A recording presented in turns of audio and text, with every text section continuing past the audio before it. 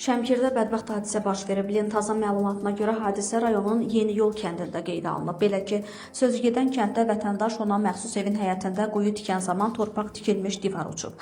Nəticədə 2 nəfər uçmuş mişar daşlarının altında qalıb. Dərhal hadisə yerinə Fövqəladə Hallar Nazirliyinin Dövlət Yanğından Mühafizə Xidmətini, Şəmkir rayon Dövlət Yanğından Mühafizə hissəsinin yanğın söndürən xilasediciləri cəlb edilib. Bir nəfərin meyti xilasedicilər tərəfindən çıxarılaraq aidiyyəti üzrə təhvil verilib. Digər şəxs isə huşsuz vəziyyətdədir və hazırda onun xilas edilməsi istiqamətində xilasedicilər tərəfindən tədbirlər həyata keçirilir. Bədbəxt hadisə nəticəsində ölən Göygöl rayon sakini 44 yaşlı İlqar Quliyevdir.